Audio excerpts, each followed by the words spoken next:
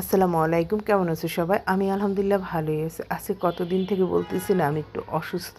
তো অসুস্থর জন্য না কোনো কিছুই খেতে ভালো লাগতেছিল না। তো আজকে ভাবলাম যে একটু ভর্তা করি।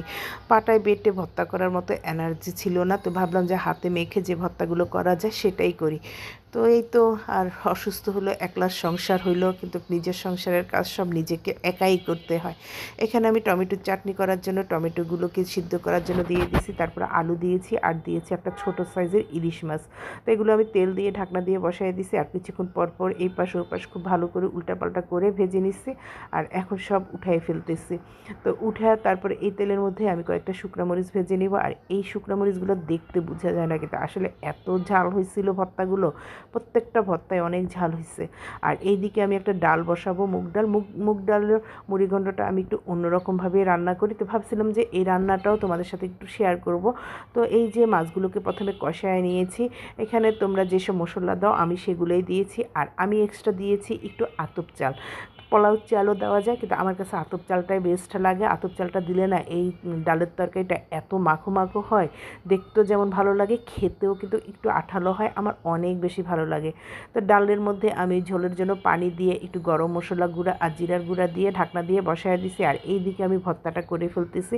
যখন কাঁচা শুকনো মরিচ দিয়ে, তেল দিয়ে, লবণ দিয়ে, পেঁয়াজ দিয়ে ডলে নিছি, তখনই আমার খেতে ইচ্ছা করতেছিল।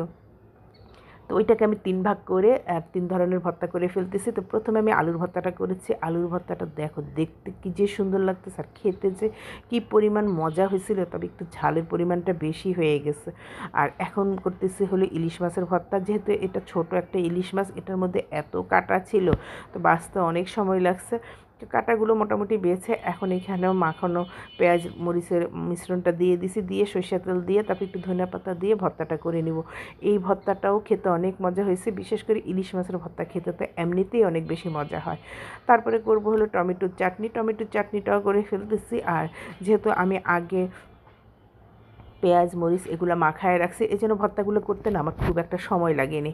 তো এই তো এরকম করেই কিন্তু আমার 3 পদের ভর্তাই করা হয়ে গেছে। আর টমেটোর চাটনি তো খেতে সবাই আমার কাছে মনে হয় যে অনেক পছন্দ করে। তো যাই হোক, টমেটোর চাটনিটা হয়ে গেছে, আর ভর্তাগুলো দেখো কি সুন্দর লাগতেছে দেখতে। তারপরে যে ডালটাও দেখি, ঢাকনা উঠায় দেখি যে ডালটারও ঝোল কমে গেছে। তো ঝোল কমে যাওয়ার পরে আমি ডালের মধ্যে একটু টমেটো দিয়ে দিছি। আর যেহেতু আমার ফ্রোজেন টমেটো ছিল, এটা কিন্তু আমি একটু শেষে তারপরে দিই। তো এই তো টমেটোটা দিয়ে একটু ভালো করে নেড়ে চেড়ে এখন দিয়ে দিব হলো গ্রানের জন্য কিছুটা কাঁচামরিচ দিয়ে দিব। আর দিব হলো আমি একটা এক্সট্রা মশলা ব্যবহার করি, সেটা দিব। এই মশলাটা দেওয়ার পর তরকারির কালারটা দেখো কতটা চেঞ্জ হয়ে যাবে, আর খেতে যে কি পরিমাণ মজা হবে। মানে এই মশলাটা কিন্তু আমি করে ডিপে রেখে দিই।